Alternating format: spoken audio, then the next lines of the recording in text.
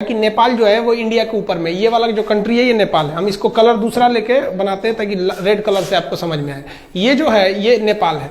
नेपाल एक landlocked country है। Landlocked उसे कहते हैं जो चारों ओर से भूमि से घिरा हो, और ये एक बफर देश है। बफर देश उसे कहते हैं जो दो बड़े देशों के बीच का एक छोटा देश होता है, बफर देश। तो जब नेपाल में ये नेपाल पहले बहुत ही शक्तिशाली हो गया था। मुगलों के पतन के बाद नेपाल के गोरखा शासक बहुत ही योद्धा थे, वो लोग बहुत ही वीर हो गए थे। उन लोगों ने ये नेपाल की ये जो सीमा है इससे आगे निकल गए।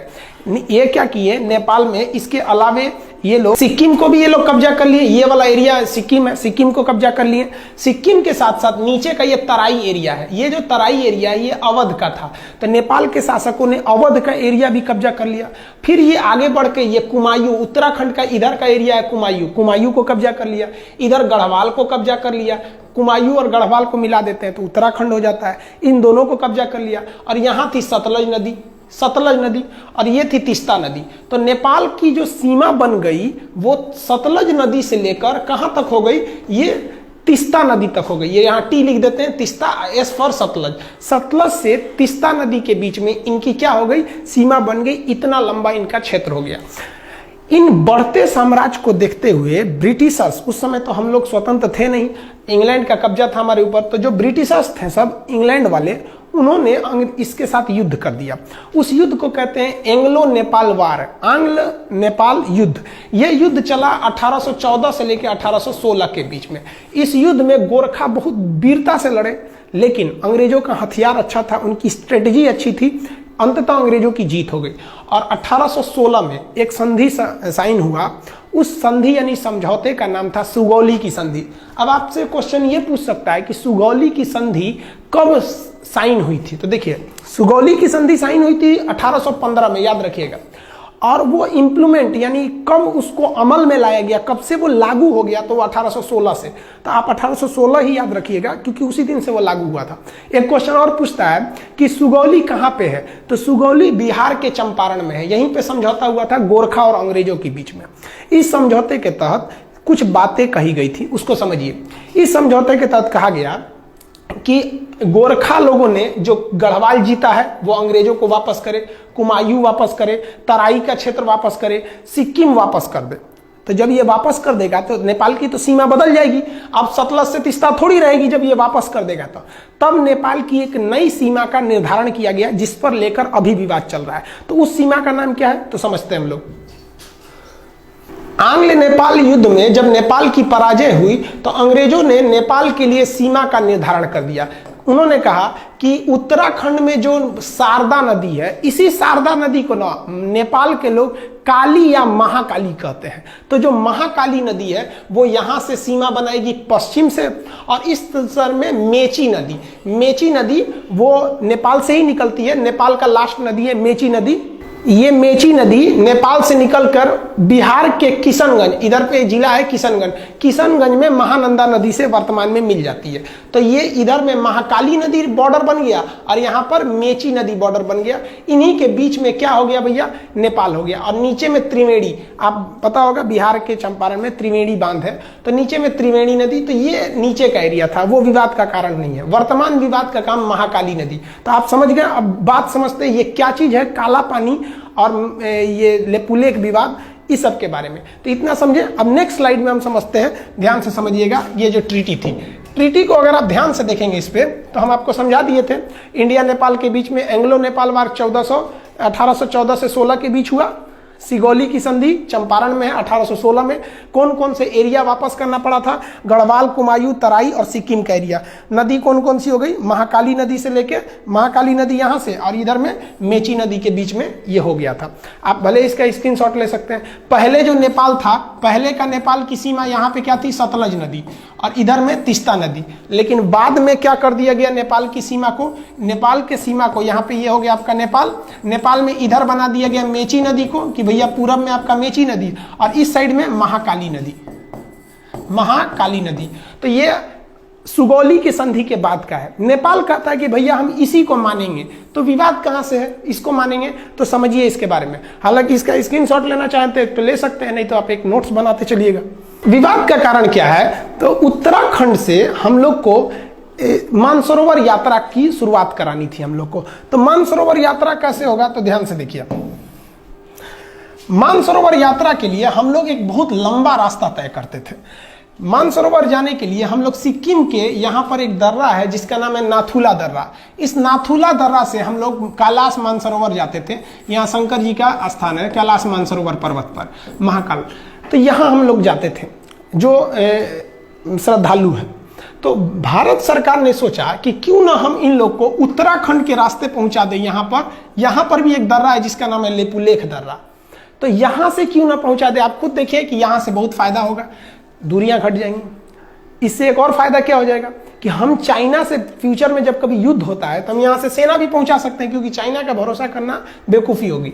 तो भारत सरकार ने यही सोचा कि भैया हम यहाँ सड़क बना देते हैं।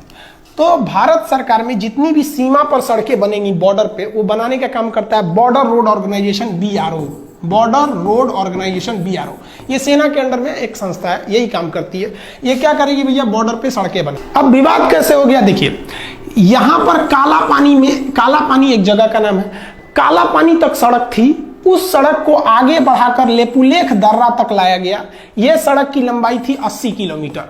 अब नेपाल कह दिया कि भैया आप ये जो सड़क बनाए हैं 80 किलोमीटर, ये हमारे एरिया में है, क्योंकि काला पानी और लेपुलेख दर्रा, लेपुलेख ये तीनों देशों के सीमा पर है। इधर में नेपाल, इधर में इंडिया, इधर नेपाल, इधर चाइना।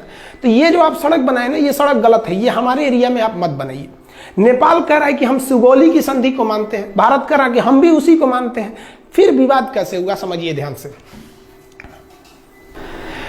देखिए आप इसको समझ लीजिए कि नेपाल है, यहां मान के चलिए नेपाल है, ये नेपाल हो गया, और यहां पर उत्तराखंड है, इधर का एरिया ये उत्तराखंड में। जो महाकाली नदी है उसकी 3 ठो शाखाएं हैं। ध्यान से समझिए, आप नक्शा को देखिए, जिसको हम ब्लैक कलर से किए हैं ये नेपाल है, और ये जो रेड कलर से बना दिए हैं ये इंडिया का उत्तराखंड राज्य है। अब सुगौली की संधि कहा गया था कि ये जो ब्लू कलर की नदी आ रही है, ये महाकाली नदी, ये नेपाल और इंडिया का बॉर्डर बनाएगी। दिक्कत इस बात की है कि नदी का उद्गम जो है वो 3 नदियों से मिलकर होता है। एक इधर वाले का नाम है लिम्पियाधुरा, इधर जो है लिम्पियाधुरा, तो सबसे इधर वाला एरिया है लिम्पियाधुरा, इधर में हो गया काला पानी, और सबसे लास्ट में है लेपुलेख, सबसे लास्ट में लेपुलेख। इंडिया कहता है कि जो महाकाली नदी शुरू हो रही है वो लेपुलेख से शुरू हो रही है। कहां से शुरू हो रही है? लेपुलेख से। इसलिए लेपुलेख से जब ये शुरू हो रही है तो इधर का पूरा एरिया मेरा हो गया। नेपाल क्या कह रहा है ससुरा कि जो महाकाली नदी शुरू होती है वो लेपुलेख से नहीं शुरू होती है। नेपाल कहता है कि यह लिम्पियाधुरा से शुरू होती है। लिम्पियाधुरा से जब शुरू होती है तो ये बॉर्डर होना चाहिए। यानी सारा का सारा झमेला ये इसी एरिया के लिए, ये हल्का सा जो एरिया इसको हम दूसरे किसी कलर से कर देते हैं, ये एरिया से विवाद है। सारा विवाद इसी एरिया को लेकर हो रहा है। अब आपको बता दें कि ये जो एरिया है, इस एरिया पर पहले से कब्जा इंडिया का है। ये जो ट्राई जंक्शन है तीनों का एरिया, इस पर अधिकार पहले से इंडिया का है। तो नेपाल कह रहा है कि भैया मेरा है, आप खाली करिए। नेपाल को ये गर्मी कहाँ से है भैया, इतना जुनून जो कभी हमसे आंख मिला नहीं सकता था, आज इतना बढ़ के बोलने लगा। समझिए इसके बारे में। तो ये समझ गए, बॉर्डर रोड ऑर्गेनाइजेशन ने एक न्यू सड़क बनाई थी। कहां से? काला पानी से लेपुलेख तक 80 किलोमीटर। किस लिए? मानसरोवर यात्रा पर जाने के लिए। अब नेपाल ने एक नया नक्शा लगा दिया। नेपाल ने अपने नए नक्शा में लिम्पियाधुरा को, काला पानी और लेपुलेख, यानी ये पूरे एरिया को अपने नक्शा में दिखा दिया कि भैया ये पूरा एरिया नेपाल का है। इसने अपने नक्शा में दिखा दिया।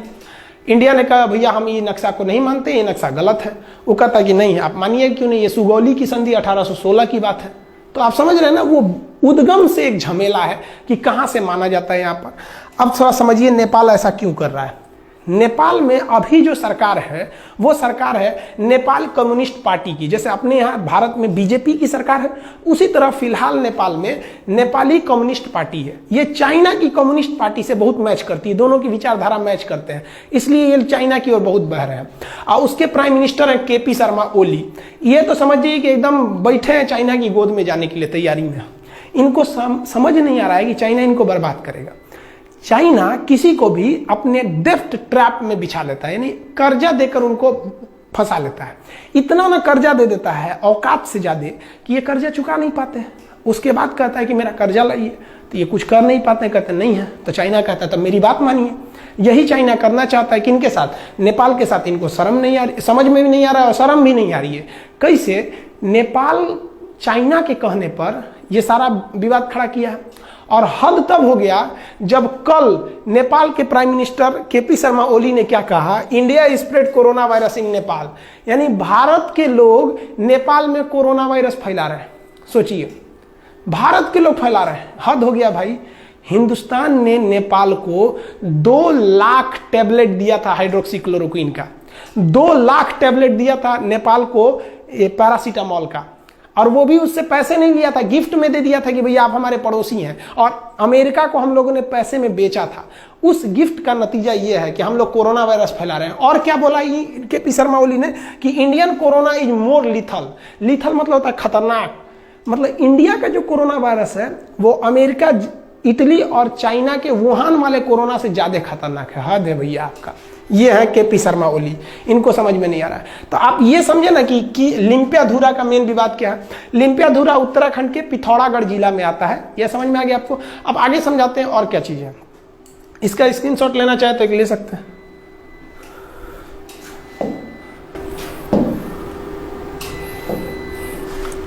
देखिए, जो सड़क बनाया गया है वो सड़क बनाना जरूरी भी था। हमारे जो श्रद्धालु कैलाश मानसरोवर यात्रा जाते हैं, आप उनका स्थिति देखिए, कितने दुर्गम इलाके में जाते हैं, दुर्घटना हो जाती है। और भी आप देखिएगा तो इस एरिया में क्या हालत है सड़क का। आप देखिए कितनी गहरी खाई है, इतनी गहरी खाई में ये लोग, हम लोग की यात्रा करनी पड़ती है। ये मतलब जो कैलाश मानसरोवर की यात्रा पे जो श्रद्धालु जाते हैं उन पे, तो ये सड़क बनाना एक तरह से जरूरी भी तो था। तो बॉर्डर रोड ऑर्गेनाइजेशन ने पहाड़ तोड़ के सड़क बनाया। देखिए, इतना आसानी से सड़क नहीं बनते हैं, ये पहाड़ तोड़ के सड़क बनाया। और बनने के बाद नेपाल कह रहा है कि भैया ये एरिया हमारा है, आप खाली कर दीजिए। तो थोड़ा हम अब हम ये समझते हैं कि इंडिया को नेपाल के साथ क्या करना चाहिए, हर चीज का एक कंक्लूजन होना चाहिए। तो देखिए उसके बारे में। देखिए, पहला तो इस मुद्दे को हमें नॉर्मली डेलीगेट बेसिस पे कूटनीतिक तौर पे सुलझा लेना चाहिए। कूटनीतिक मतलब होता है बातचीत करके अधिकारियों के द्वारा इस मामले को सुलझा लेना चाहिए। क्यों? क्योंकि हम अपने दोस्त बदल सकते हैं, पड़ोसी नहीं बदल सकते हैं। दोस्त तो बाद में आते हैं, पड़ोसी तो बगल में रहते हैं। अगर हम अपने पड़ोसी से ही दोस्त की तरह व्यवहार रखेंगे तो ज्यादा अच्छा रहेगा। तो इंडिया इसीलिए नेपाल को समझाता है, लेकिन ये समझ नहीं रहे हैं। तो चलिए एक तो हम दिखाते हैं। नेपाल के साथ इंडिया ने ट्रेलर दिखाया था 2015 में। 2015 में मधेसिया विवाद था। इंडिया के कुछ मधेसिया जाति के लोग नेपाल में बसे हैं, नेपाल उन लोग का ध्यान नहीं रख रहा था। इंडिया ने भी क्या किया, तो ध्यान से देखिएगा। नेपाल का जो बॉर्डर शेयर होता है इंडिया के साथ, ये मैदानी क्षेत्र है, यहाँ ट्रक वगैरह जा सकते हैं, इस रास्ते से ट्रक वगैरह जा सकते हैं। लेकिन ये वाला एरिया पूरी तरह पहाड़ है और बड़े बड़े पहाड़ हैं। माउंट एवरेस्ट भी उसी साइड में है, बड़े बड़े। तो चाइना से इधर आना बड़ा मुश्किल हो जाता है। इसलिए चाइना हो गया या कोई भी हो गया, वो अपना सामान अगर चाहते हैं कि नेपाल को बेचे, तो वो नेपाल को बेचने के लिए वो सामान को चाइना से वो कलकत्ता बंदरगाह पे उतार देते हैं और कलकत्ता बंदरगाह से ट्रक के रास्ते इसको नेपाल पहुंचा दिया जाता है। इसका मतलब नेपाल पूरी दुनिया से अगर चाहता है जुड़े तो उसके लिए 2 ही रास्ते हैं, या तो भारत या तो चाइना। अब समझिए भारत और चाइना में क्या प्रॉफिट है उसको। अगर कोई आलू आप नेपाल भेजते हैं इंडिया के रास्ते, तो ट्रांसपोर्ट को जोड़कर अगर खर्चा निकालिएगा तो 1 किलो आलू अगर 10 रुपया है, तो नेपाल पहुंचते पहुंचते वो 10 रुपये किलो का आलू 12 रुपये किलो हो जाएगा, क्योंकि यहाँ ट्रक वगैरह का भाड़ा भी जोड़ना है। लेकिन वही आलू जो 10 रुपये किलो अगर आप चाइना की ओर से भेजिएगा तो ये आलू 250 रुपये किलो हो जाएगा। इतना भयानक इधर मतलब पहाड़ है, सबकी जा ही नहीं पाएंगे आप यहाँ पे। तो इसलिए नेपाल को भी सोचना चाहिए कि भैया अगर भारत ने यहाँ से ब्लॉक कर दिया तो हालत खराब हो जाएगा। 2015 में भारत ने यहाँ से ब्लॉक कर दिया था, 2 महीने तक ब्लॉक कर दिया। 2 महीने में नेपाल का ये हाल हो गया कि नेपाल के जहाजों के पास पेट्रोल नहीं था। वो नेपाल के प्रधानमंत्री बोले थे कि कोई भी जहाज अगर नेपाल में आता है ना, तो आप वो जहाज का पेट्रोल लेके आइएगा, हमारे यहाँ पेट्रोलों नहीं बचा हुआ है। ये हाल हो गया है नेपाल का। तो अगर इंडिया ब्लॉकेज लगा देता है तो नेपाल कहीं का नहीं बच पाएंगे। तो नेपाल को भी सोचना चाहिए कि हम ये ट्राई जंक्शन जो है, जिसे वो लिम्पियाधुरा को मान रहा है, हम लेक को छोड़ ही नहीं सकते हैं, एकदम कंफर्म छोड़ नहीं सकते हैं। और ये नरेंद्र मोदी बैठे हैं प्रधानमंत्री, कश्मीर छोड़वे नहीं किए, लोग कूद रहे थे पाकिस्तानी, ये वो तो लेपुलेख छोड़ेंगे यहाँ पे। इनका भी दिन खराब चल रहा है, विनाशकालीन विपरीत बुद्धि। आप समझदार हैं, आप भी समझते हैं ये सब चीज़ों के बारे में। तो ये टोटल ट्राई जंक्शन का विवाद था। आप होप आप समझ गए होंगे काला पानी। तो काला पानी, लेपुलेख, लिम्पियाधुरा, ये एरिया जो है ये कहाँ पर है? पिथौरागढ़ उत्तराखंड में है। तो नेपाल को इंडिया की कितनी ज़रूरत है आप समझ सकते हैं। और हम लोग ने कभी भी नेपाल का बुरा नहीं चाहा है। इवन हमको नेपाल के बारे में भी सोचना चाहिए। हिंदुस्तान ने ऐसा कोई युद्ध नहीं जीता है जिसमें नेपाल के गोरखा भाइयों का खून न बहा हो। हमारे जनरल थे मानिक साहब, बहुत ही बहादुर फील्ड मार्शल, जनरल से भी ऊपर का पद होता है फील्ड मार्शल। इतना ऊपर पद होता है सेना में कि आज तक 2 ही लोग को मिला ही, KM करियप्पा और मानिक शाह। मानिक शाह ने बोला था कि अगर तुमसे कोई कहता है कि मुझे मरने से डर नहीं लगता है तो समझ जाना वो झूठ बोल रहा है, या तो वो गोरखा सिपाही है। तो भारत में गोरखा सैनिक भी है। तो हमें ये भी देख के चलना है कि नेपाल से अच्छा संबंध बना के रखें ताकि वहां से हमारे देश में गोरखा सैनिक आ सके। बहुत ही योद्धा होते हैं और पहाड़ों पर लड़ने के लिए माहिर होते हैं। और कश्मीर में पहाड़ी एरिया में वो बहुत कुशलता से अंजाम दे सकते हैं। कारगिल की लड़ाई में भी वो लोग भाग लिए थे।